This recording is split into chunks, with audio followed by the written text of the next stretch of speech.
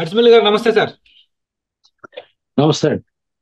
Sir మనం తరచుగా వింటూ ఉంటాము, జగన్మోహన్ రెడ్డి సింహం లాంటి వాడు, సింహం సింగిల్ గా వస్తుంది అని చెప్పి. మరి ఇంత సింహం, మరి అంత మొనగాళ్ళకి ఎలక్షన్ల ముందు గ్యాగ్ ఆర్డర్లు దేనికి సార్? నాకు అర్థం కాదు. గత ఎలక్షన్లో కూడా గ్యాగ్ ఆర్డర్ తెచ్చుకున్నారు, వివేకానంద రెడ్డి హత్య కేసు గురించి మాట్లాడకూడదని. ఇప్పుడు గ్యాగ్ ఆర్డర్ తెచ్చుకున్నారు. మరి అంత ధైర్యవంతులు, మరి అంత పహిల్వాన్లు గ్యాగ్ ఆర్డర్ల కోసం దేనికి పరిగెడుతున్నారు అనేది ఒక ప్రశ్న. చెప్పండి సార్, మీ అభిప్రాయం ఏంటి? ఇప్పుడు గత ఎన్నికల్లో కూడా గ్యాగ్ ఆర్డర్ తెచ్చుకుని వివేకానంద గారు మర్డర్ మీద మాట్లాడకుండా చేసే ప్రయత్నం చేశారు. అది సక్సెస్ అయ్యారు. ఈసారి గ్యాగ్ ఆర్డర్ తెచ్చుకోవడానికి ఆలస్యం అయిపోయిందండి. ఎందుకంటే ఆల్రెడీ ఆ సినిమా దృశ్య రూపంలో వచ్చేసింది, డాక్యుమెంటరీ వచ్చేసింది బయటికి. సిబిఐ ఛార్జ్ షీట్, దస్తగిరి వాంగ్మూలం, అలాగే దాదాపు సంవత్సరం పాటు దీని మీద పోస్ట్ మార్టం జరిగిపోయింది అంతా. ఈ దర్యాప్తు మీద, అవినాష్ రెడ్డి పాత్ర మీద, సూత్రధారుల మీద, అంతఃపుర రహస్యం మీద రకరకాలుగా కథనాలు నిలబడిపోయినాయి. కాళ్ళు ఎన్ని పిల్లి మొగ్గలు వేసినా పని జరగదండి. అసలు గ్యాగ్ ఆర్డర్ ఇవ్వటం కూడా తప్పు. మనం ఆ తీర్పుల్ని విశ్లేషణ చేసుకోవచ్చు, తీర్పుల్ని మనం విమర్శించలేం, కానీ అసలు న్యాయస్థానాలు కూడా ఆలోచించాలి. ఇక్కడ ఎలక్షన్ కమిషన్ పరిధిలో ఉన్నప్పుడు దీని మీద నిర్ణయాలు ఎలక్షన్ కమిషన్ తీసుకోవాలి. అది ఎన్నికల మీద ప్రభావం చూపిస్తుందా లేదా అనేటువంటి విషయాన్ని ఎన్నికల కమిషన్ నిర్ణయించాలి. కాబట్టి ఈ విషయంలో హైకోర్టుకి వెళ్తారు వాళ్ళు. డెఫినెట్ గా కింద కోర్టులో న్యాయం జరగకపోతే హైకోర్టుకి వెళ్ళటం, తర్వాత అది కూడా కుదరకపోతే పై కోర్టుకి వెళ్ళటం అనేటువంటిది మనకు రాజ్యాంగం ఇచ్చి కల్పించిన హక్కు. కాబట్టి ఆ తీర్పు మాకు నచ్చలేదు, ఆ తీర్పు మాకు న్యాయం జరగలేదనే కదా ఇంకో కోర్టుకి వెళ్తారు. కాబట్టి ఇక్కడ ఊరికే మనం వాళ్ళ ధర్మశాస్త్రం అన్నట్టుగా ఫీల్ అవ్వాల్సిన అవసరం లేదు. డెఫినెట్ గా వాళ్ళు పర్టికులర్ గా కొన్ని పేర్లు మెన్షన్ చేశారు, వాళ్ళు తప్ప మిగతా వాళ్ళు ఎవరైనా మాట్లాడుకోవచ్చు. పబ్లిక్ మాట్లాడుకోకుండా ఎవరు ఆపగలరండి? ఇప్పుడు పబ్లిక్ లో రచ్చబండ మీద మాట్లాడుకుంటారు, ఎవరు ఎవరు మాట్లాడగలరు? పబ్లిక్ గా రచ్చబండ మీద మాట్లాడుకుంటాం అంటే పబ్లిక్ లో మాట్లాడినట్టే కదా.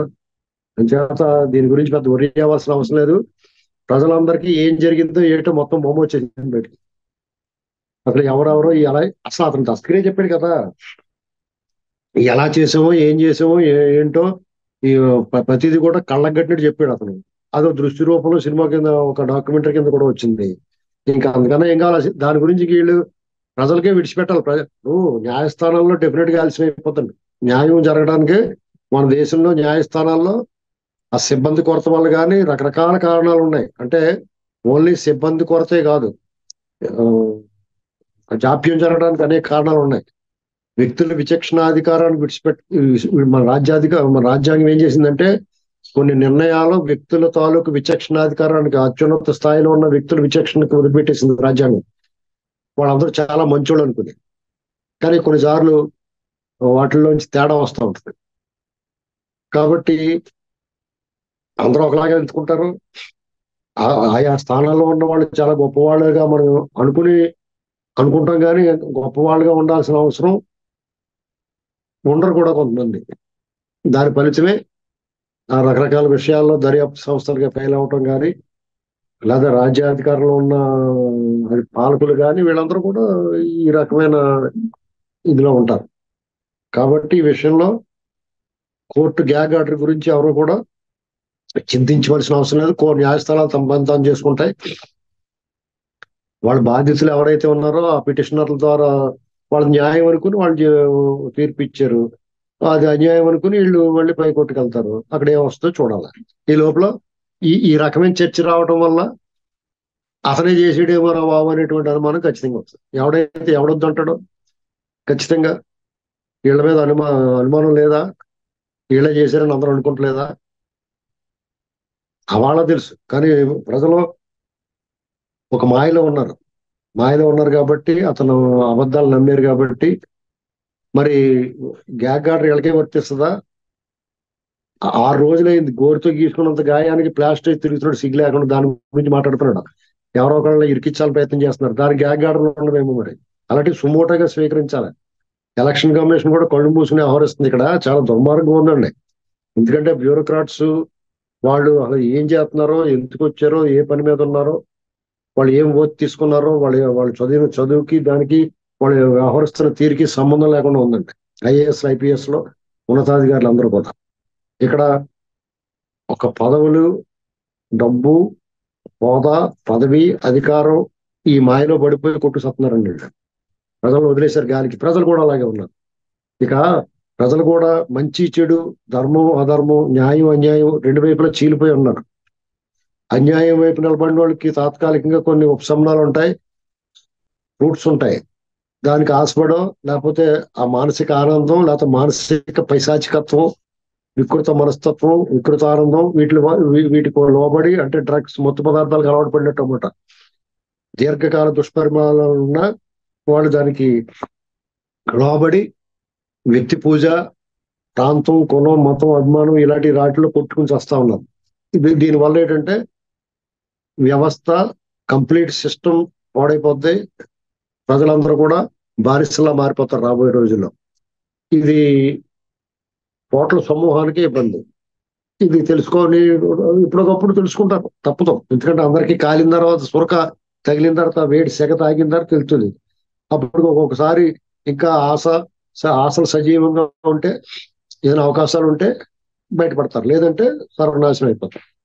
ఇది మనం ఇంతకన్నా చేసేది ఎందుకంటే ధనస్వామ్యం, డబ్బుకు లోపడుతున్నారు, ప్రజలు లగ్జరీకి అలవాటు పడ్డారు.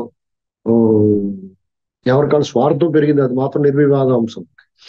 ఎవరికైనా మనకి ఆడిగే కదా, మనకి అవ్వలేదు కదా, ఆడికి ఏదైతే మనకి ఎందుకునేటువంటి భావన వచ్చింది. ఇది వరకు అలా ఉండేవారు కాదు. ఎవరికన్నా బాధ వస్తే 10 మంది గుమ్ముకూడి వాళ్ళకి ఉపశాంతి చేసేవారు, వాళ్ళకి ఏమన్నా సహాయం కావాలంటే చేసేవారు. ఆ ధోరణి ఇప్పుడు కొరబడింది. కాబట్టి ప్రజల్లో కూడా మార్పు రానంతకాలం ఇలాంటివి మనం ఊరికి చెప్పుకోవడం తప్ప. కానీ ఆంధ్రప్రదేశ్ లో మాత్రం చాలా మందికి ఎవరి కాళ్ళకి వాళ్ళ ఇంట్లోకి ఆ పాము వచ్చిన తర్వాత అర్థమైంది. కాబట్టి ఆ పాముని కొట్టి అడవిలో వదిలేయాలి, లేకపోతే కొట్టి చంపాలనేటువంటి భావనలోకి వచ్చేసారు. ఇది మాత్రం సత్యం అండి.